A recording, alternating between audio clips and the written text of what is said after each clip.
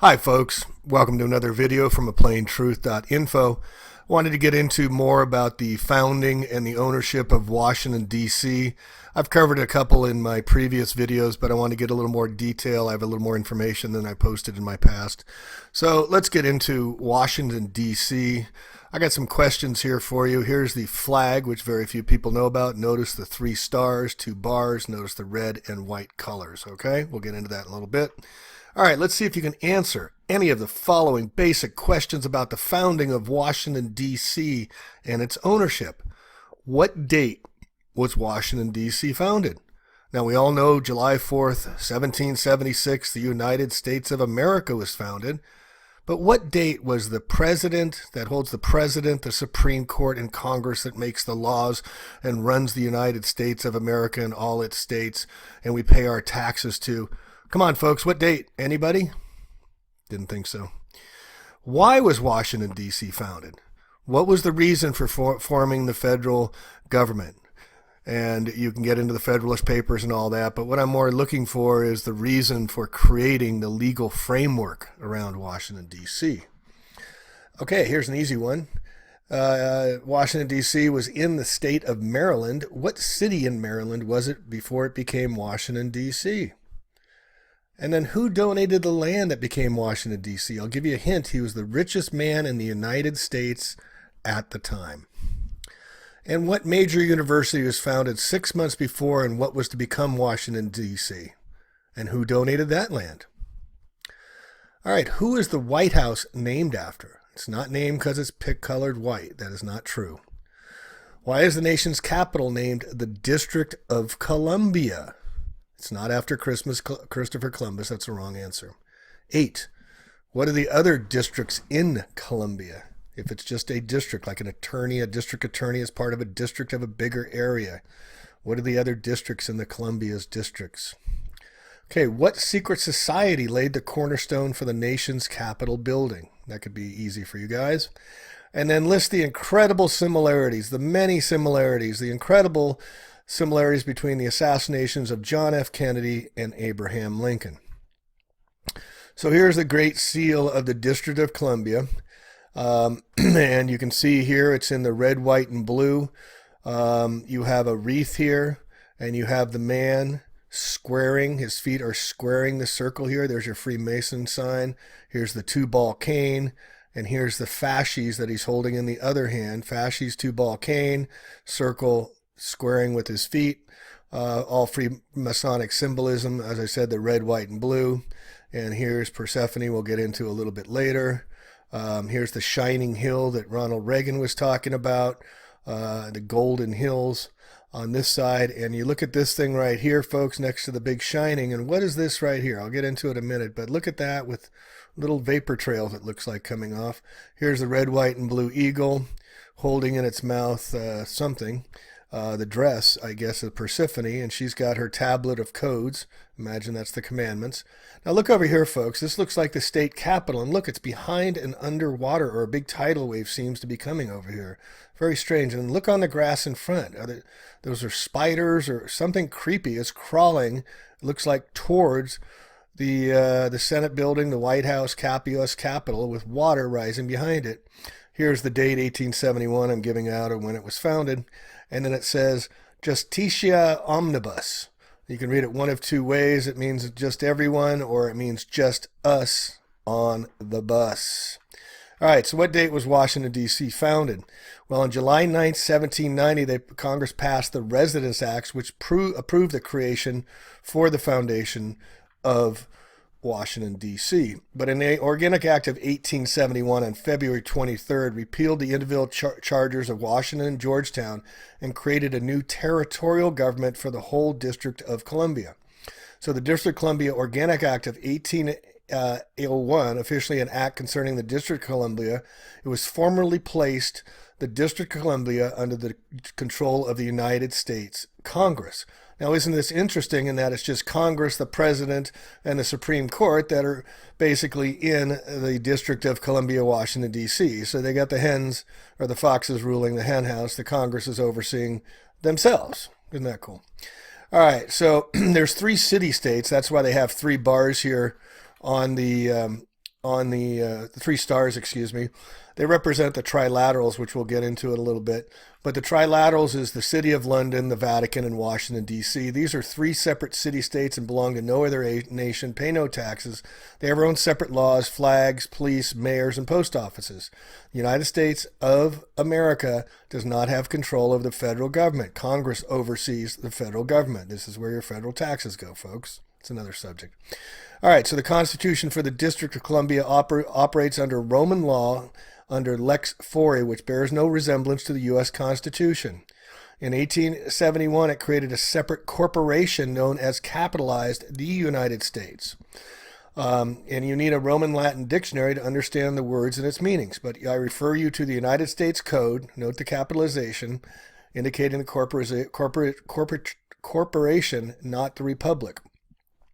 Title 28, 3002, Section 15, A, B, and C. It is stated unequivocally that the capital letters United States is a corporation. The Treasonous Act of the 41st Congress allowed the District of Columbia to operate as a corporation outside of the original Constitution of the United States and outside the best interests of the American citizens. The President presides over the U.S. corporation. Notice USA in capital letters. That's why they have a board of directors, a treasurer, a secretary. It's set up exactly like a corporation. If you look at the word president, it has the word resident in between. Res means to reside, a property or thing, and ident is for identification. A capital P is the principal. So it's the principal of the thing identified, and that's what they consider us, as part of their corporation. That's why we're on our citizenships. It is so anyway, so let's get on here. It's capitalization is significant. If you question that at all, you remember Bill Clinton in 1999 getting in front of a federal grand jury and said it depends on what the definition of is. That's what his argument was between oral and vaginal sex with Monica Lewinsky in front of a federal grand jury. This lawyer, Bill Clinton, argued it depends on what the word is, and of course, they let him off, and it goes on from there. So in the 1871, it was to create an entirely new document, and the kind of government they created was a corporation, folks. So what we need to understand is that the corporation is about keeping us on our fictitious characters and our straw man, which we'll get into at another time. So our currency and court systems are still based on Roman Latin law. This is why we need a Latin dictionary. Very few can even tell you what the word Latin means. We have Latin America, and very few Latinos can even tell you what the word Latin means. Our money, or one-eye system of exchange, as you see on the back of the dollar bill, was created the first SQV trust by Pope Boniface VII in 1306. He made himself the trustee of Jesus Christ holdings on earth, including the reaping of all lands and souls. These trusts, these three trusts, these SQV trusts were set up in the 1300s and early 1400s. You can look them up. The Roman Pontifex Trust, the Unum Sanctum Trust, under the SQVs, and we're still under these trusts today. A bar is a bar attorney registered to the British Accredited Registry. All United States attorneys, if they practice in U.S. courts, a corporation is a court, they must be registered under the bar. So they're registered under the City of London, practicing law in the United States. If you're a bar member, you're registered under the Crown, and also the registration papers for the corporation is in Puerto Rico. Also, the laws are under maritime law. This is why we go into court. We go on our citizenship, our partnership, relationship, ownership, membership, leadership, friendship. We enter through the docket that's opened by a bailiff. Okay, it's all based on monetary. They've controlled the days of our money system since the days of Alexander and Cleopatra. This is why we have a river bank and our currency holding our deposit slips in liquid and frozen assets. And the name of the Vatican Church is the Holy See. Okay, and they look at us as human resources. We're just chattel or cattle in the eyes of the law. And your birth certificate was created in 1927, and it's your mother's surname that's used on the document. The hospital is paid by the government to register. Regis means crown, stir means to enroll you at birth. So you came down your water canal and they put your foot on the landmark, so you signed the contract, and they securitized your debt against the debt that was created in bankruptcy in 1933 that we've never gotten out of. The bankers needed collateral. They created the birth certificate. All of us that get registered at the hospital are securitized collateral against the obligated debt held by the banksters of the U.S. government ever since World War I. It's never been paid off. Now, how many of you, what was the name of the city in Maryland before it came Washington, D.C.? The name of the city was Rome, Maryland, folks. And here you see on both sides of their new birthing in Rome, Maryland, is the Virgin Mary. It's Virginia and Maryland on both sides of Rome, Maryland. This was what the Vatican called the New Jerusalem they were creating. And so they put the Virgin Mary of their new birthing on each side. The land today, known as District of Columbia, bore the name Rome, Maryland in the 1663 property records. The Potomac River that bordered Rome in the south was called the Tiber River, just like in Rome, folks.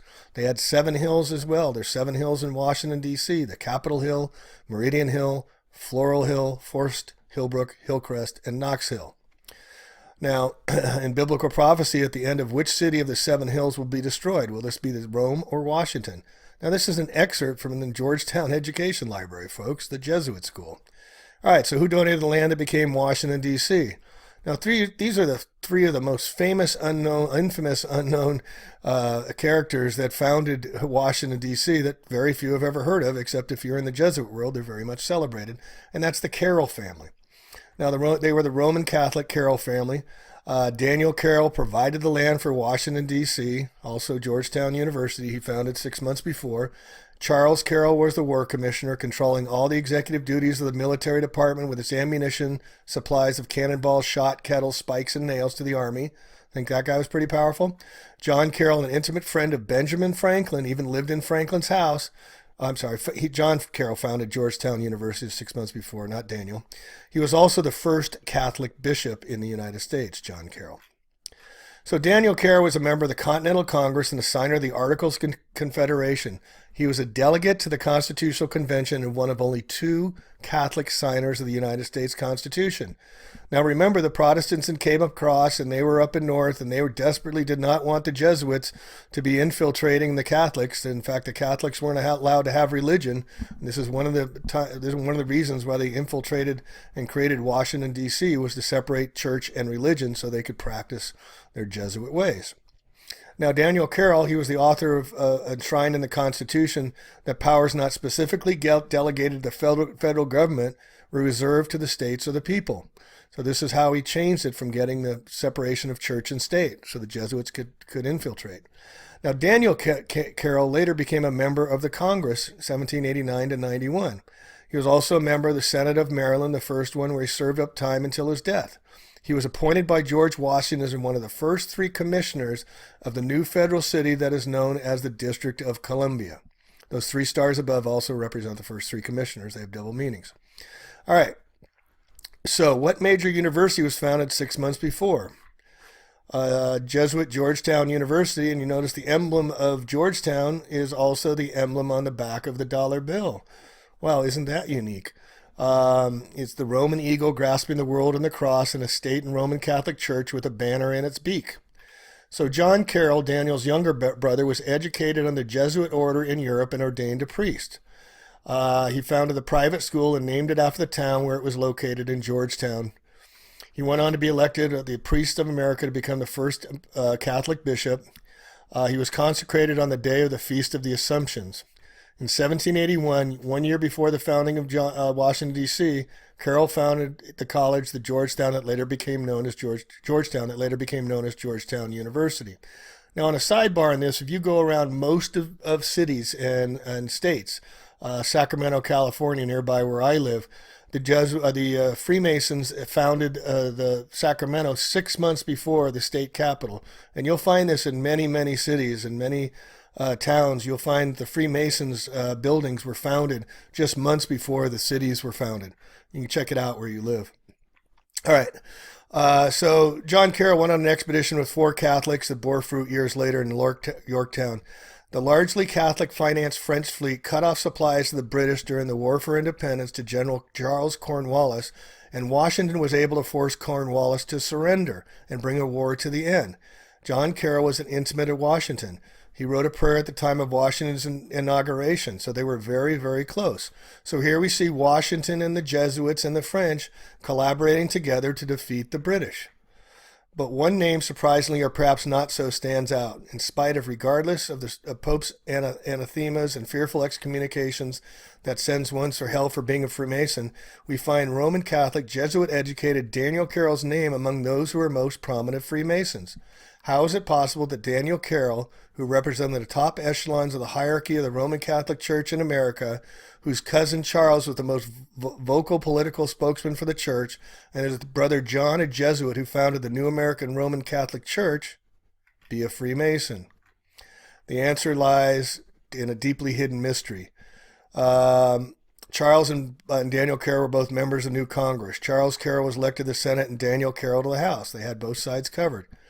And this end result gave the First Amendment, which says Congress shall make no laws respecting the establishment of religion or prohibiting the free exercise thereof. This was the day of great glory for the Carrolls in the Roman Catholic Church, as they were allowed to infiltrate with their religions. It was called their great work. It was also allowed Rome to function and flourish in America. Now, the Carrolls and Freemasons who were influencing the forming of the new American government brought into existence in year 1789, 13 years, there's that number, after independence was declared, okay? We find a very conspicuous correlation between the launching of the American government and the founding of the American Catholic Church hierarchy. George Washington was inaugurated in 1789, so was John Carroll elected the first bishop of the Catholic Church in this same exact year. Be assured it is no coincidence that the American government, the American Roman Catholic Church hierarchy, and the Jesuit Georgetown College all marked their beginnings in 1789. Okay? So George Washington became their front man, enabled Carrolls to have the American seat of government placed in their own front yard. Jesuit Charles Plowden preached on the Memorial Day when commenting on the American Revolution. This great work may appear to us to have been the sport of human passion, yet the earliest and most precious fruit has been the extension of the kingdom of Christ, the propagation of the Catholic religion, which heretofore, fettered by restraining laws, is now enlarged from bondage and is left at liberty to exert the full energy of divine truth, their truth. Glorious is this day, my brethren, for the Church of God, which sees new nations crowding her bosom. And on it went. So America's national motto is seen on the back of the dollar bill. Annuit coepitus, came to a prayer to Jupiter, appears in Book 9 of Virgil's epic propaganda, the Aeneid, a poem commissioned just before the birth of Christ by Caius Maecenas, the multi-billionaire behind Augustus Caesar, Rome. Objective was to fashion Rome into a imperial monarchy in which its citizens would gladly sacrifice their lives. So, about Latin here, it's King Latinus comes up to form the nation of Latinium. This is where Latin comes from, folks. Fasces. Now, fasces comes way back, and it's a term for fascism. It's back to the Roman days, and they used to call Lycor. Here's the three city-states. We have the religion run by the Vatican, the finance run by the City of London, and Washington, D.C. is the military. That's why the U.S. has 175 military occupations and countries out of 185 countries. So we dominate the world with our military. So I want to get into fasces here. Now you notice these sticks on each side where the president is speaking in the Capitol building. These are also called lycors, and we'll get into it a little bit. But it's in the Oval Office leading to the doors and the walkways aboard the corresponding door in the opposite wall that leads to the president's private office. It's because in the Roman Republic, the blade was always removed from the bundle. These are caning rods, folks. These are sticks they used to cane him when they made new laws in Rome, and then there's an axeman's hench on the top of it. Now, the two fasces appear on either side of the flag of the United States, the House of Representatives, on the seal of the United States Senate, on the state freedom atop the United States Capitol. It's everywhere, folks. They've got this thing. See, it's on the back of the dime. These are the caning rods. The axeman hench isn't on this one, but it's all over the dimes. The National Guard uses the fasces seal. The Wisconsin State Capitol, the Lincoln Memorial. Here you see a reenactment of Roman soldiers when they make new laws. The council, general council, they go around and say, anybody object to our laws? And if you didn't like it, they would whip you and cut off your heads if it got too egregious. Here we see Colorado with the one eye and the bundling rod, the axeman's hench, all the signs of the Illuminati. Notice the date 1876. Here's George Washington with the Lycar with the fasces right there on the monument. Here it is on the Office of United States Administration and the court systems. They just flaunt it, folks. Here it is on Military Police Brigade, 42nd. You'll also notice on Hitler's work as well. Here it is in Congress with presidents speaking with Nancy Pelosi and the Dick Cheney behind him. And here you see the eagles on top of the flags, the maritime law flags, folks. It's right there. All right. So the Carroll family believed that a Catholic institution could make a major contribution to the political, cultural, educational life of a fledgling nation.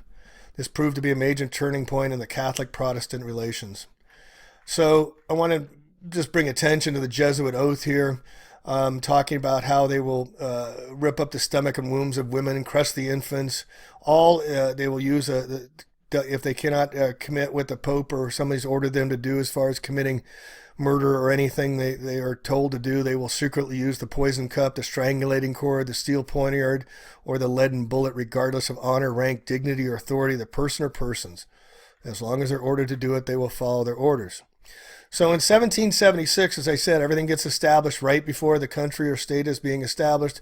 We see Adam Weishaupt, a Freemason, a Jesuit, came over, and on May 1st, May Day, that's their day, May Day, was the year in which the Jesuit established the Illuminati 2 months before the Constitution was signed. As the Jesuit general put, we have men for martyrdom if they be required. So what they did was they contributed towards the War of Independence by putting Catholics in the war that died in the war as showing they were part of it, when in fact their end game was to get the separate church and state so they could establish their new Jerusalem in Washington, D.C. So a military alliance was formed with Catholic France against Protestant England. Why would France join a distant war? Why would France and Spain go against England unless it was part of the Catholic cause, folks? Before they came, they were having trouble penetrating. They came in through Jamestown. I'm talking about they actually had a boat called the Freemason. The Jesuits came in, and we'll see that in a little bit, into Maryland. But Maryland and Pennsylvania at the time were their only strongholds. And like I said, they only had 2 signers out of the 55 on the U.S. Constitution. But that was enough to get them in. So the church's real agenda was found in a letter from John Carroll to Cardinal Leonardo Antonelli on August 15th, 1790. Although this great event may appear to us to have been the work, the sport of human passion, the most precious fruit of it has been the extension of the kingdom of Christ. I already read that. The Jesuits and their French Illuminatis were the instigators of the War of Independence. This is Washington wrote back in 1790 to Bishop Carroll. Your fellow citizens will not forget the patriotic part which you took in the accomplishment of their revolution and the establishment of the government, or the assistance received from a nation in the Roman Catholic faith is professed. Few Americans know the date or circumstances for the founding of the federal government. The passage of the 14th Amendment, which did not free the African Americans as advertised, but put everybody into a second-class U.S. citizens on their ships. This is what forming the corporation did. It put us on as citizen ships. So the subsequent act approved on July 11th, 1878 was enacted stating that the District of Columbia should remain and continue a municipal corporation. A permanent form of government from the district was established and provided that the commissioners therein provided for should be deemed and taken as officers of a corporation. All right, it's right here, all in the documentation, folks. All right, so who is the White House named after? This is getting into the founding of Maryland. So Catholicism came to Maryland on March 25th, 1634, on the Feast of Annunciation Day. It's the first day of the English New Year. The Protestants, as I said, had the north, and down the south was the Catholics trying to make their beachhead in Pennsylvania and Maryland. All right. Then the Jesuits came in and tried to settle the Native Americans. The white man made an Indian hut of the colony's first chapel as they infiltrated into the missions, created their missions, and started spreading it across Canada and California. Yet this small group of men in Maryland they're referring to laid stronger foundations for Catholicism in America than did the Spanish in California or the French in Canada. So the White House is named after Andrew White. He's known as the Apostle of Maryland, Andrew White. He founded St. Mary's in Maryland and returned to England to die years later. Maryland President Jefferson Davis, the only Confederate president, as the first to call the building the White House. It was General Davis who accepted financial support from Pope Pius IX that greatly assisted the Southern Confederates against Abraham Lincoln's Union soldiers in the Civil War. So here we have evidence and the letter from President Jefferson Davis received from the Pope saying they will finance the war for the South against the North. They play both sides, folks. Sidebar, the word soldier comes from sold to die, soldier. That is why they are issued dog tags. Every soldier should know this. They're just pawns in the game. All right, so the name White House was not used officially until Theodore Roosevelt had it engraved on his stationery in 1909. Previous was known as the President's Palace, President's House, and the Executive Mansion. Also note there's a White House in City of London and a White House in the Vatican. So why is the nation's capital named the District of Columbia? It's not named after Christopher Columbus. Well, Columbia is the name of the goddess of creation, of war, destruction, and the underworld. She is also known as the goddess of death and pain, Persephone. She is the statue on top of the Capitol building called the Statue of Freedom, which is crowned with pentacles or pentagrams, stars with 5 points. She's also been seen in other statues around Washington, D.C., and she's derived from the imagery of Semiramis, wife of Nimrod and queen of Babylon. It all goes back to Egypt and Babylon days, folks. All right, so what are the other districts? We already covered this, the City of London and the Vatican. They run the power. We have a one world government, folks. Your debt follows you everywhere except for 3 countries, and those 3 countries are North Korea, Syria, and Iran. It's called the Bank of International Settlements in Geneva, Switzerland. They settle all the world's trades every night. There's 5 guys in a room in the City of London that set the prices of gold. It's a one money order. It's a one world order. That's not a new world order they're creating. They already have created it. So they go and place these obelisks as their penises, phallic symbols in every town. You can see the Vesica Pisces around the Oval Office or Ovum Office. So you see in the obelisk in St. Peter's Square in the Vatican, the Washington Monument, and Cleopatra's Needle, they brought all the way from Egypt and put it in the City of London. This is in reference to tribute to the Egyptian pagan god Amun-Re in the middle of Vatican City. The Egyptian-styled obelisk in Washington, D.C. is 555 feet or 6,660 inches, surrounded by the Vesica Pisces across from the Oval or Ovum Office, representing Isis, among other things, the vagina of a female goddess. Now, here's what's really important to understand, folks. In these 3 trinities of the one world empire, they contain 80% of the world's wealth. 80%. Now, we're not talking China, we're not talking India, we're not talking Russia. We're just talking these 3 city-states, these small, tiny city-states. And they're all part of this whole game they play. Now, here Lisa Giuliani gets into really excellent on the corporation. I'll put this in the show liner notes so you can see just what the corporation and the creation of the corporation was all about. But I want to get this wrapped up and get through the other questions here we have. And just also how we're put into a slave state, all of us on our citizenships, and not even able to go cross borders without our passports. And now you're going to have biometric IDs and all the rest of this big brother stuff clamping down. So, question 9. What secret society laid the cornerstone for the nation's Capitol building? Many of you would have said the Freemasons, and everybody's heard George Washington was a Freemason. But look at this, folks. On his tombstone, on his bust here, they've got George Washington, Freemason, and then President of the United States, and a Freemason logo. All right? Who does that unless the Freemasons are running the show? All right? So he was the Freemason that set the first cornerstone, and this is remembered from the United States. This is a quote, a letter to George Washington on the writings of George Washington, quote, "It is not my intention to doubt that the doctrine of the Illuminati and the principles of Jacobinism had not spread in the United States yet. On the contrary, no one is more satisfied of this fact than I am." So the oath administered to George Washington on his inaugural first president, was by Robert Livingston. He was the Grand Master of the Freemason New York's Grand Lodge. The Marshal of the day was another Freemason, General Jacob Morton. Here you see Washington in his full regalia, laying the cornerstone. Here's the triangle. And then another Freemason, General Morgan Lewis, was Washington's escort. The Bible that was used for the oath was from St. John's Freemason Lodge of New York. Washington himself at the time was a master of Alexandria Lodge number 22 in Virginia. Of the 39, there's that number again, 39, 3, 6, and 9, that officially brought the United States government into existence, many of them were Freemasons. 13 are definitely known as Freemasons. There's that number again. Now here's George W. Bush with all his Freemasons, with all their regalia all around them. This is a quote from a Maryland Grand Master, Joseph Clark, September 18, 1793, on the laying of the cornerstone. I have every hope that the grand work we have done today will be handed down to a late posterity as the like work of that ever memorable temple to our order erected by our ancient Grand Master Solomon. Look at all the Freemasons, folks. Everything from Sir Isaac Newton to George Washington.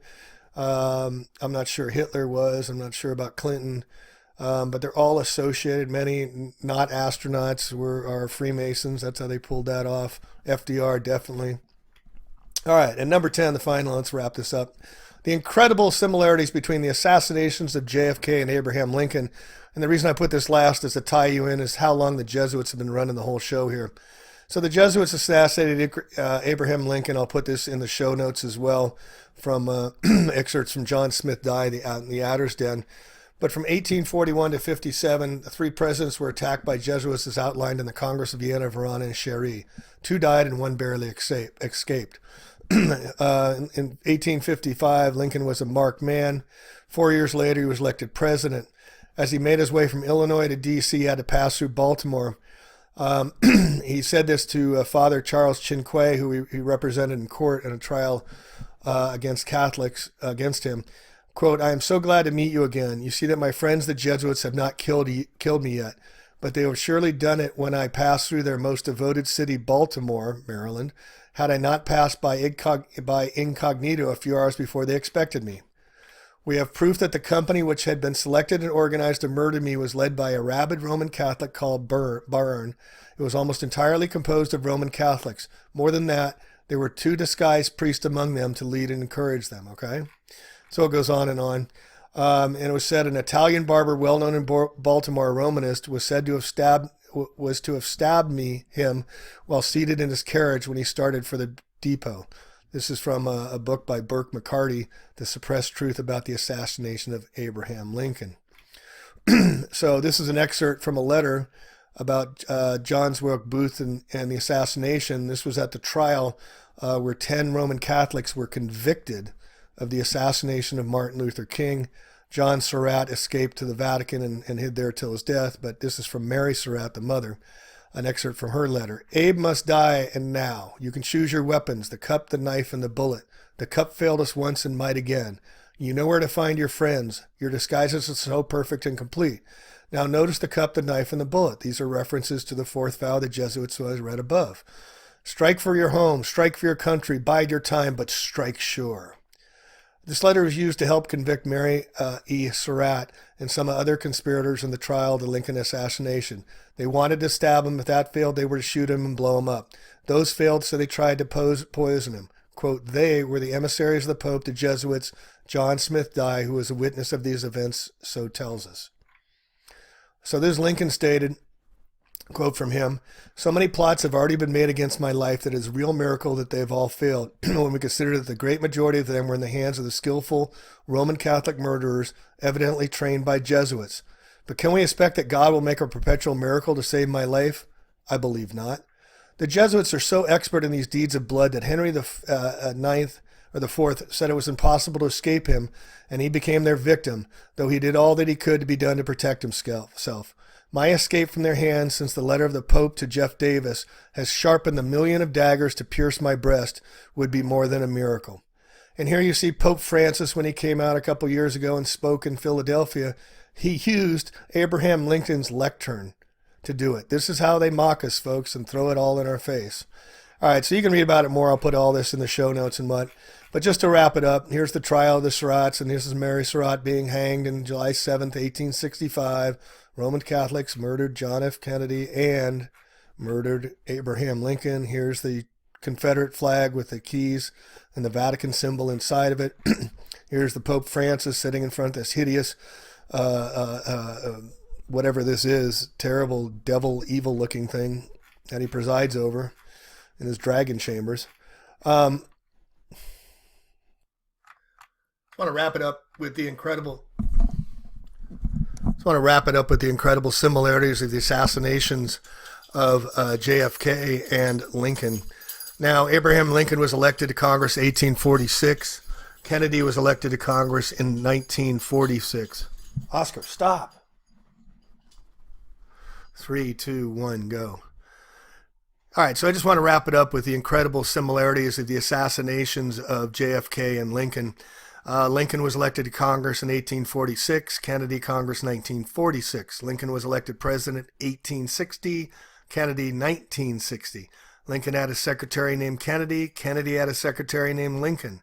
Lincoln's secretary told him not to go to the theater. Kennedy's secretary told him not to go to the theater. Andrew Johnson succeeded Lincoln, who was born in 1808.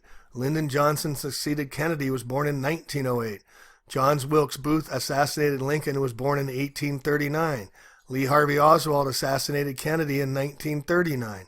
Lincoln was shot at a theater named Ford. Kennedy was shot in a car named Lincoln, made by the car company Ford.